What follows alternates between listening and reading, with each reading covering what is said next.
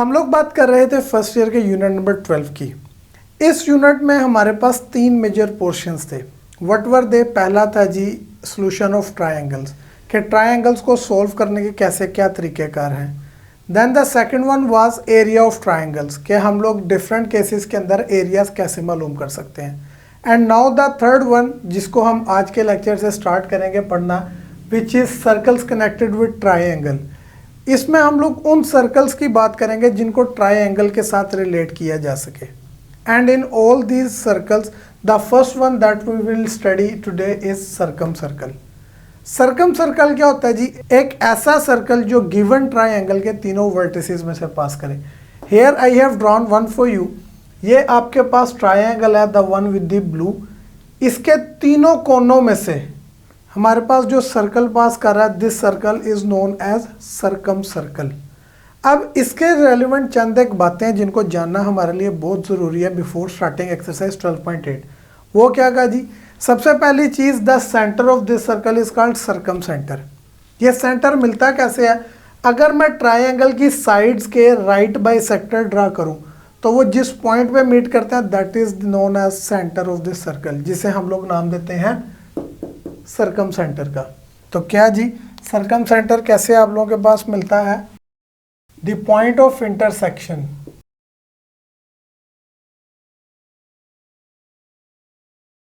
किसका इंटरसेक्शन जी? Right bisectors का sides of triangle.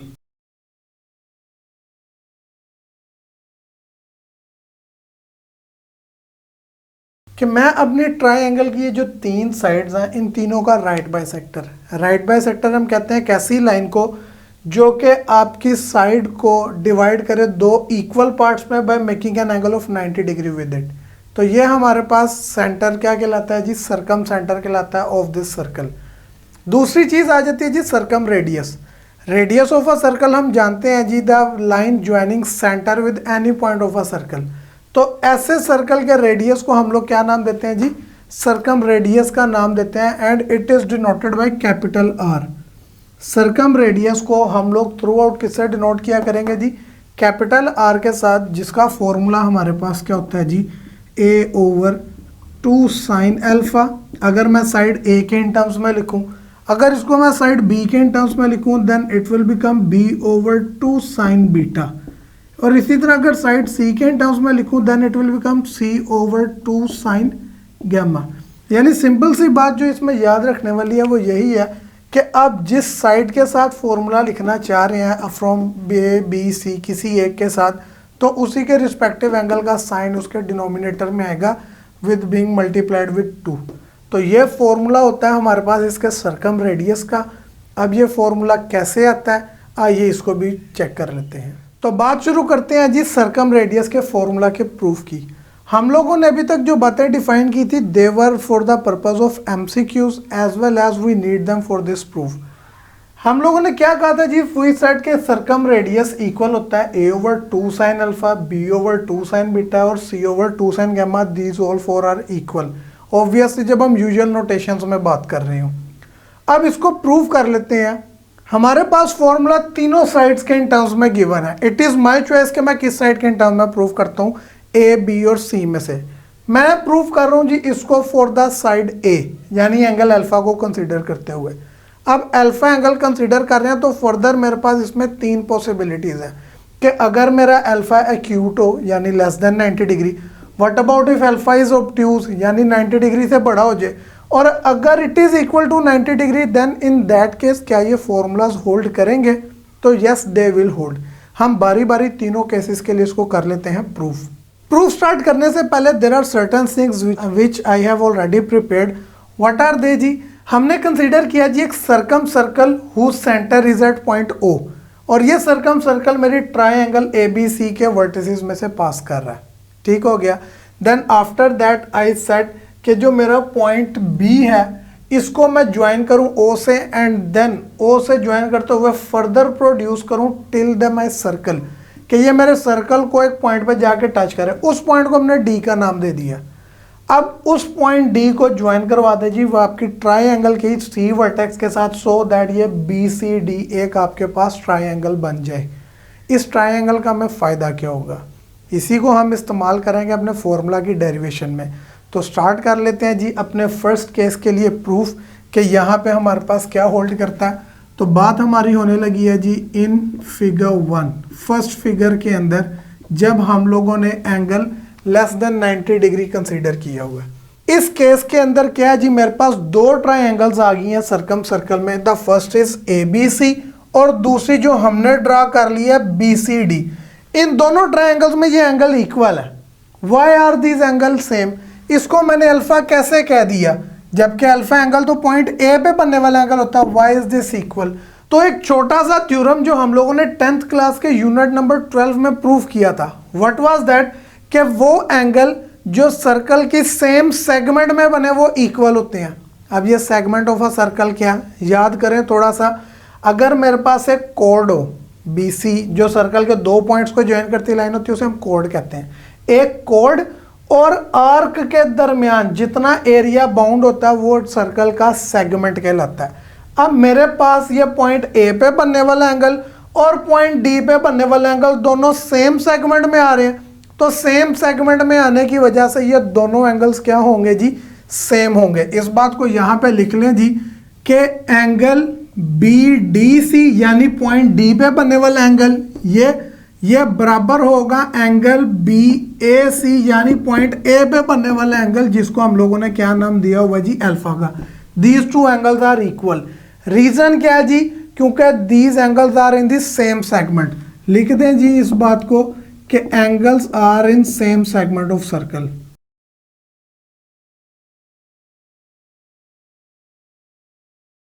यानी सर्कल की एक ही सेगमेंट में बनने वाले एंगल्स आपस में क्या होते हैं, इक्वल होते हैं। दूसरी बात क्या, ये जो मेरे पास ट्राइंगल BCD है ये एक राइट ट्राइंगल है, पॉइंट C पे 90 डिग्री का एंगल होगा। How is that? क्या ये लाजमी है? हमने कोई मेजरमेंट्स तो ली नहीं, तो ये कैसे होगा 90 डिग्री? अगेन एक और छोटा सा थ्योरम, वो क्या कहता है जी कि वो एंगल जो सेमी सर्कल के अंदर बने वो हमेशा 90 डिग्री का होगा। सेमी सर्कल में बनने वाला angle is will always be equals to 90 degree. अब ये सेमी सर्कल में कैसे बन रहा है, आपने B को O से गुजारते हुए पॉइंट D से ज्वाइन किया था जो कि आपके सर्कल का डायामीटर है। सर्कल के दो ऑपोजिट पॉइंट्स को ज्वाइन करती लाइन जो कि सेंटर में से पास करे। ऐसा ही है जिस डायामीटर को हम लोगों ने 2R का नाम दिया हुआ है। क्यों? ये भी रेडियस है, ये भी रेडियस, ये भी कैपिटल R, ये भी कैपिटल R, ऐड करें 2R टोटल लेंथ बन जाती है। अगर ये डायामीटर है तो डायामीटर आपके सर्कल को दो हाफ में डिवाइड कर देता है। अब लोअर हाफ सर्कल है आपके पास, इस हाफ सर्कल के अंदर बनने वाला एंगल कितना होगा, 90 डिग्री। इस बात को लिख लें। तो लिख लेते हैं जी इस बात को भी कि हेयर मेरे पास क्या चीज़ है जी, जो ट्राइंगल बनी है BCD, ये एक राइट एंगल ट्राइंगल है जिसमें राइट एंगल कहां पे बन रहा है जी, पॉइंट C पे बन रहा है। पॉइंट C पे राइट एंगल कैसे बन रहा है, हम लोगों ने इस बात को लिख दी है। इसकी रीजन भी आगे मेंशन कर देते हैं जी। रीजन इज सिंपल, क्योंकि angle in semi circle 90 degree होता है। सेमी सर्कल में एंगल होने की वजह से पॉइंट C पे बनने वाला एंगल 90 डिग्री होगा और उसके रिस्पेक्टिवली ये BCD ट्राइंगल क्या हो जाएगी, एक राइट एंगल ट्राइंगल। अगर ये राइट एंगल ट्राइंगल है तो ये एंगल फाइंड करने के लिए which is at point D मैं साइन का इस्तेमाल कर लेता हूँ। क्यों? Because sine theta is perpendicular over hypotenuse. इसके अकॉर्डिंगली परपेंडिकुलर BC है जिसकी लेंथ मैं जानता हूँ। कैसे जानता हूँ आप सोचे, मैं लिखते टाइम बताऊंगा। And hypotenuse is BD। BD की वैल्यू भी मुझे पता है, ये हम पहले ही लिख चुके हैं कि BD diameter equal to 2R। BC कैसे पता है, मैं लिखूंगा तो आपको आइडिया हो जाएगा। लिख लेते हैं जी इस बात को। इस्तेमाल हम लोग करने लगे हैं जी किसका, using sine at angle BDC यानी पॉइंट D पे बनने वाले एंगल का साइन। साइन थीटा इक्वल होता है परपेंडिकुलर ओवर हाइपोटेन्यूज। इस केस में परपेंडिकुलर मेरे पास कौन है जी, साइड BC है, और हाइपोटेन्यूज कौन है जी, हाइपोटेन्यूज मेरे पास है BD। ठीक होगी बात। ये जो BDC एंगल है इसको तो हम लोगों ने प्रूव कर लिया हुआ है that this angle is alpha. जो BC साइड है, हाउ डू वी नो कि ये लेंथ कितनी है। आप बात किस में कर रहे हैं, ट्राइंगल की यूजुअल नोटेशंस में बात कर रहे हैं। और यूजुअल नोटेशंस में वर्टेक्स ए के ऑपोजिट साइड की लेंथ कितनी होती है जी, स्मॉल ए होती है। That's how I know this length.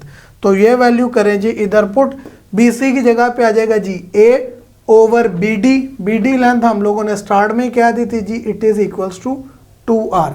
मैं फॉर्मूला ड्राइव करना चाह रहा हूँ जी r के लिए, यानी r एक तरफ बाकी सारी वैल्यूज दूसरी तरफ। तो यहाँ पे ये r डिवाइड हो रहा है, लेफ्ट पे आके साइन अल्फा के साथ क्या हो जाएगा जी, मल्टीप्लाई, इक्वल में बच जाएगा a ओवर 2। अब ये जो साइन अल्फा मल्टीप्लाई हो रहा है r से राइट में जाके होगा डिवाइड, यानी कि सर्कम रेडियस इक्वल आ जाएगा a ओवर 2, वैसे ही साइन अल्फा इधर आके हो गया डिवाइड, यानी r is equal to a over 2 sine alpha. हम लोगों ने प्रूव कर लिया है फॉर्मूला अपने पहले केस के अंदर। किस केस में, जब मेरा एंगल अल्फा एक्यूट था यानी लेस देन 90 डिग्री था।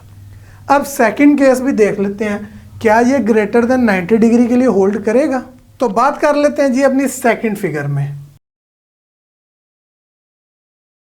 सेकंड फिगर में हमारे पास क्या कंसीडर किया हुआ जी, अल्फा ग्रेटर देन 90 डिग्री लिया हुआ है, which we can see clearly in this case. अब क्या होगा जी, आपके पास काम वही किया, बी को ओ से ज्वाइन करते हुए फर्दर प्रोड्यूस किया है वो, ताकि वो मेरे सर्कल को पॉइंट डी पे टच करे। तो ये बी डी सर्कल का डायमीटर बनेगा, इतना रेडियस है जो कैपिटल आर के इक्वल है, और डी भी रेडियस है कैपिटल आर के इक्वल है। तो टोटल कितनी लेंथ बनेगी जी, 2r ही बनेगी, ये क्लियर है। दूसरी चीज फिर हमने डी को सी से ज्वाइन करवा दिया to have B C D triangle, और बी सी डी ट्राइंगल ये राइट ट्राइंगल ही होगी। कैसे राइट होगी, क्योंकि सर अगेन ये आपके पास पॉइंट सी पे जो एंगल बन रहा है वो सेमी सर्कल में ही है ना, और सेमी सर्कल में बनने वाला एंगल कितना होता है, 90 डिग्री। हमने ये बात पढ़ी हुई है, प्रूव की हुई है पिछली क्लासेस के अंदर। तो लिख लेते हैं जी इस बात को भी कि बी सी डी ट्राइंगल एक राइट एंगल ट्राइंगल है।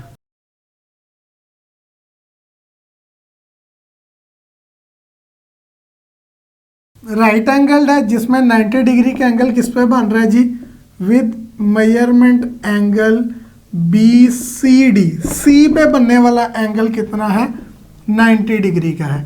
रीजन आपके पास वही है कि ये एंगल इन सेमी सर्कल है। लिख दें इस बात को जी,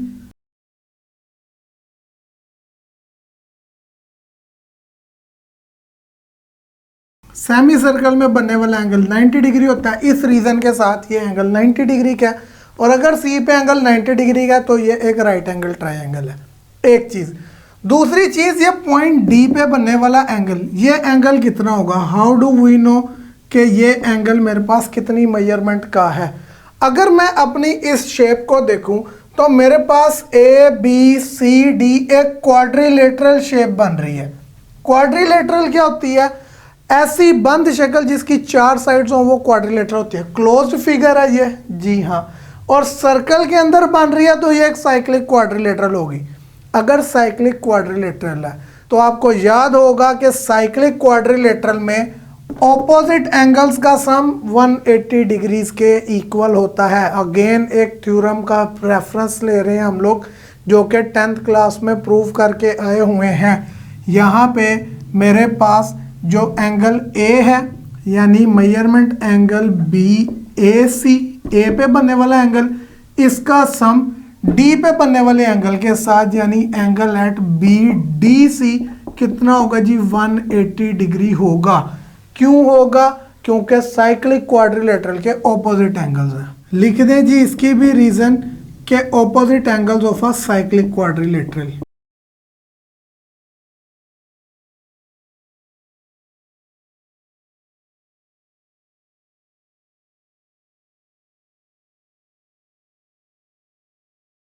लिख दी ये बात हम लोगों ने कि साइक्लिक क्वाड्रिलेटरल के ऑपोजिट एंगल्स का सम कितना होता है, 180 डिग्री। अब ये जो बी ए सी एंगल है, यानी ए पे बनने वाला एंगल, वो कितना लिया हुआ जी, अल्फा लिया हुआ आपने, यानी ये हो गया alpha plus measurement angle B D C, वो 180 डिग्री।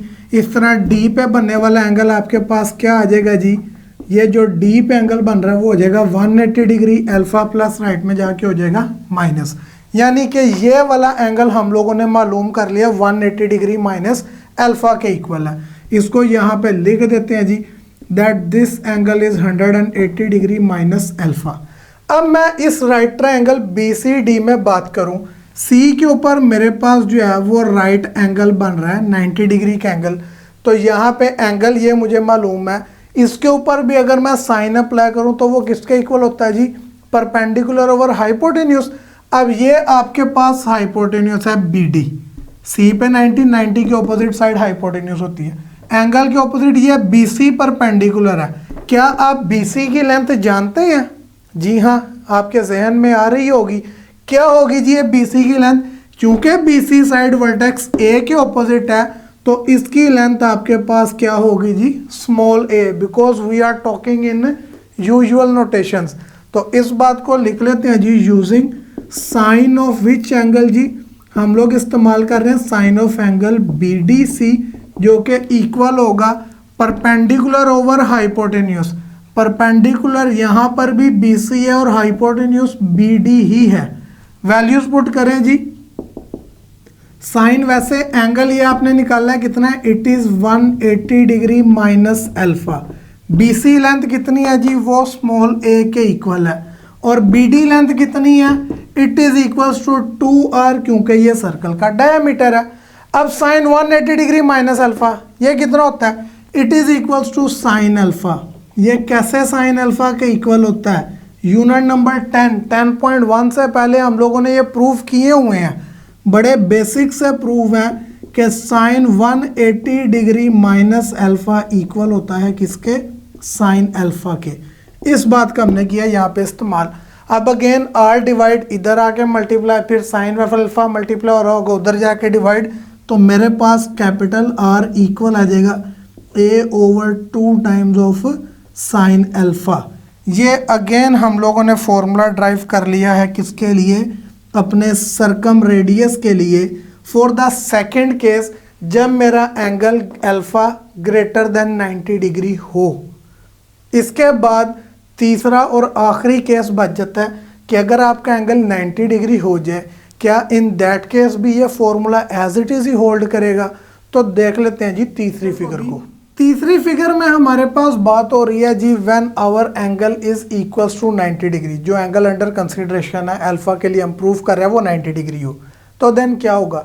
ये केस सबसे इजी है, वो कैसे जी, इधर जो BC साइड है इसी को प्रोड्यूस करके ये पॉइंट C ने ही D बनना है आपके पास। जो काम हमने यहाँ पे लिखा है कि B को O से ज्वाइन करें और प्रोड्यूस करके सर्कल को टच करवाएं पॉइंट D पे, तो ये B पहले ही O से ज्वाइन है और O से प्रोड्यूस होती है पॉइंट C तक सर्कल को कट कर रही है, तो C को ही D का नाम आप दे सकते हैं। ये काम थर्ड केस के लिए करने की ज़रूरत ही नहीं है मुझे। तीसरे केस में खास बात क्या है जी कि ये A पे एंगल है ही 90 डिग्री, वो कैसे 90 डिग्री है, क्या ये BC सर्कल का डायामीटर है? डायामीटर क्या होता है जी, सर्कल के ऑपोजिट पॉइंट्स को ज्वाइन करती लाइन जो सेंटर में से पास करे। जी हाँ, ये डायामीटर है। अगर ये डायामीटर है तो BO सर्कल का रेडियस कैपिटल R के इक्वल, OC सर्कल का रेडियस कैपिटल R के इक्वल, तो टोटल लेंथ आपके पास 2R होगी एक बार। उसके बाद ये आधा सर्कल है ऊपर वाला, ऐसा ही है। अगर मैं ये BAC की बात करूं इतने हिस्से की, तो ये मेरा सेमी सर्कल बन जाता है, और एंगल इन सेमी सर्कल कितना होता है 90 डिग्री। इन बातों को यहाँ पे लिख लेते हैं कि हेयर इन दिस केस क्या चीज़ हो रही है जी, मेरे पास सबसे पहली चीज़ तो ये हो रही है कि जो लेंथ BC है वो इक्वल है 2R के, एक चीज़, और यही इक्वल है स्मॉल a के भी। वो कैसे जी, वर्टेक्स A के ऑपोजिट साइड की लेंथ कितनी होती है जी, स्मॉल a, ये भी रेडियस है ये भी रेडियस है, तो टोटल लेंथ B से O तक R, O से C तक R, टोटल लेंथ होगी R प्लस R 2R, यानी 2R and A are equal in this case. एक चीज़, दूसरा एंगल जो मेजरमेंट एंगल बन रहा है BAC, पॉइंट A पे बनने वाला एंगल, वो आपके पास कितना है जी, उसे आप अल्फा का नाम दें विद यूजुअल नोटेशंस, वो 90 डिग्री है। वो कैसे जी, because angle in a semi circle is equal to 90 degree. लिख दें जी इस बात को।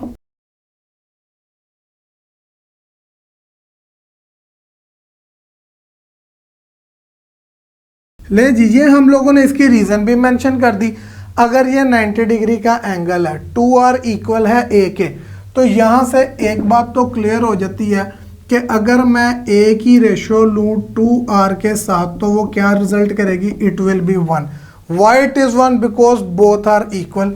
यहाँ पे आप बेशक अगेन मेंशन कर लें कि a और 2 आर इक्वल है, it is given in this case.